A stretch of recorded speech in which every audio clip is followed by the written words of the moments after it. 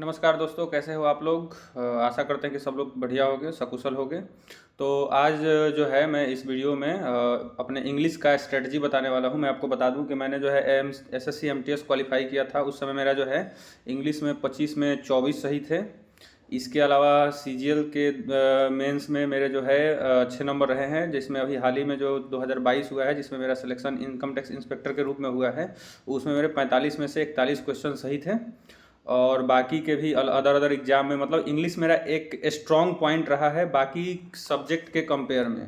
और मैं आपको बता दूं कि मैं बिहार बोर्ड से पढ़ाई किया था, और बेसिक जो है मतलब जैसे क्लास 10th वगैरह है, वहाँ तक तो मुझे इंग्लिश का कुछ अता पता भी नहीं था। फिर उसके बाद इंटरमीडिएट में थोड़ा बहुत इंग्लिश पढ़ा था, बस वैसे ही कि मतलब एग्ज़ाम निकल जाए। फिर जब कॉम्पिटेटिव दुनिया में मैं आया, तो कॉम्पिटेटिव दुनिया में जब मैं आया तो मैंने जैसे इंग्लिश को समझा है, तो इंग्लिश इसमें 3 पार्ट में मैं इसको डिवाइड करता हूँ कॉम्पिटेटिव इंग्लिश को।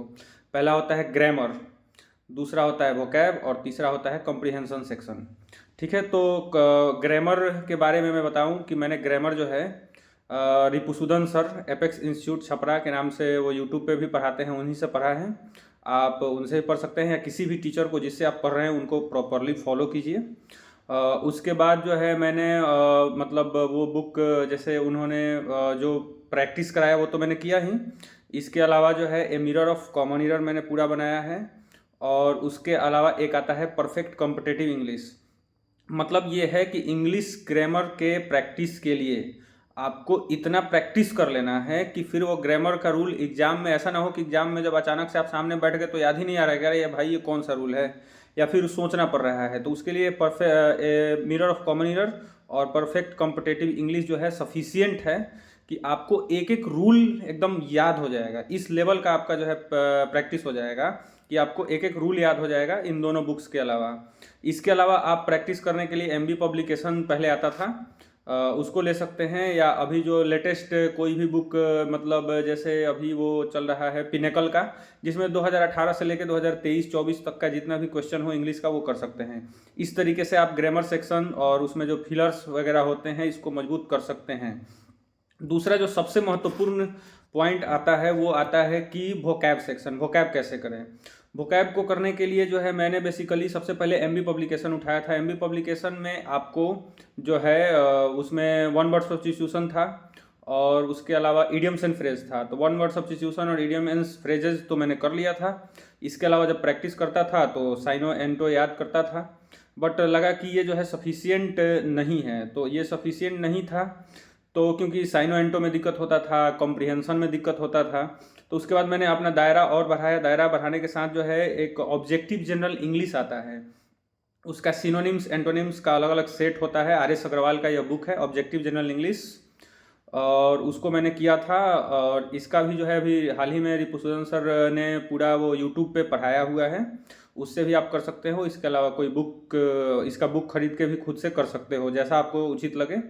और इसके अलावा जो सबसे मतलब वो था, एक नीतू मैम का जो बुक आता है, वो उनका वॉल्यूम 1 वॉल्यूम 2 तो मैंने वो पूरा रट रखा था। मेरे साथ मेरे सहयोगी इसमें निकेश जी हुआ करते थे, जो कि खुद जीएसटी इंस्पेक्टर थे और अभी पोस्टल इंस्पेक्टर हैं। उनके साथ हमारा एक ऑनलाइन कंपटीशन के तरीके से होता था कि आज हमें इतना 250 वर्ड याद कर लेना है, 300 वर्ड याद कर लेना है, या 250 वर्ड रिवीजन कर लेना है, 50 वर्ड याद कर लेना है। इस तरीके से एक चलता था।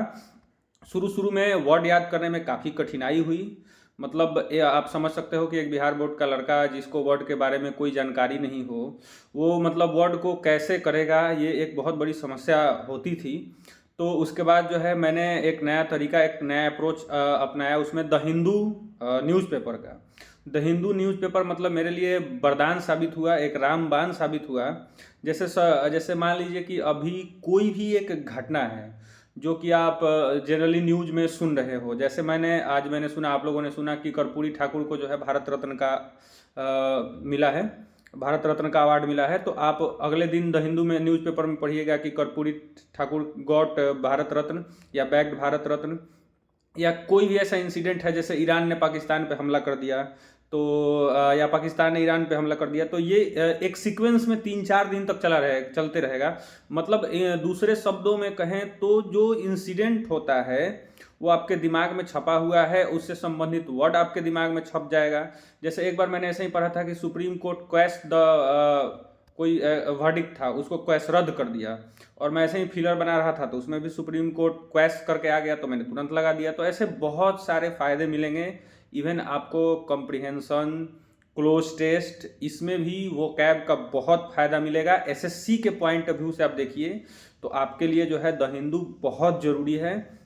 उस चीज़ को जो है आप अपने डेली लाइफ में लाइए। द हिंदू का पीडीएफ्स वगैरह मिल जाता है, या फिर उसको आप परचेज भी कर सकते हैं। दोनों ऑप्शन आपके पास अवेलेबल रहेगा। द हिंदू को जरूर पढ़ें, मतलब द हिंदू पढ़ने के बाद जो है आपका आधा समस्या, वो चाहे ग्रामर से संबंधित हो, वोकैब से संबंधित हो, कॉम्प्रिहेंशन हो, पीक्यूआरएस, पैरा जंबल, या कोई भी समस्या हो, इसको आप टैकल कर सकते हो। इसके साथ साथ आप जो है करंट अफेयर्स में भी यह काफ़ी बेनिफिशियल होगा। करंट अफेयर्स के भी क्वेश्चन इससे आप कर सकते हो। एक आध क्वेश्चन ऐसे मिल जाएंगे स्टैटिक जीके के, जिसमें वो टेक्स्ट एंड कॉन्टेक्स्ट का पर्सन आता है, वो काफ़ी ज़बरदस्त होता है। तो मेरे हिसाब से तो मतलब द हिंदू मेरा सबसे बड़ा मतलब तुरुप का इक्का रहा है, सबसे ज़्यादा रामबाण रहा है वोकैब के लिए और बाकी चीज़ों के प्रैक्टिस के लिए। मतलब आपको एक बेसिक ग्रामर आपको आना चाहिए। बेसिक ग्रामर के बाद जो है उसमें जो भी आप जिस टीचर से पढ़ रहे हैं उसको बढ़िया से पढ़ लीजिए, आप बुक्स वगैरह फॉलो कर लीजिए। उसके बाद भी अगर आपका स्कोर नहीं बढ़ रहा है तो आप द हिंदू को ज़रूर फॉलो कीजिए, और द हिंदू सबको फॉलो ज़रूर करना चाहिए। शुरू में दिक्कत होंगी, थोड़ा कम पढ़िए, और लेकिन उसको स्टार्ट कीजिए। बाकी इससे संबंधित और भी कोई दिक्कत आती है, कोई समस्या आती है, तो आप मुझसे पूछ सकते हैं। आप अपने प्रश्न को कमेंट बॉक्स में बताइए। कोशिश किया जाएगा कि उस चीज़ को जो है सॉल्व करने का, क्योंकि आज के डेट में अगर इंग्लिश मजबूत नहीं हो, चाहे आप एमटीएस का पेपर दे रहे हो, सीएचएसएल का दे रहे हो, या फिर सीजीएल का दे रहे हो, या एसएससी स्टेनोग्राफर का दे रहे हो, या कोई भी कॉम्पिटिटिव एग्जाम दे रहे हो, इंग्लिश बहुत ज़्यादा इम्पोर्टेंट है। इंग्लिश के इम्पोर्टेंस को जो है अगर कंप्लीट करना है, compete करना है, उसको अच्छे से उसको टैकल करना है, तो इसलिए जो है आप इन सभी चीज़ों को ध्यान दें। और बाकी कुछ दिक्कत हो तो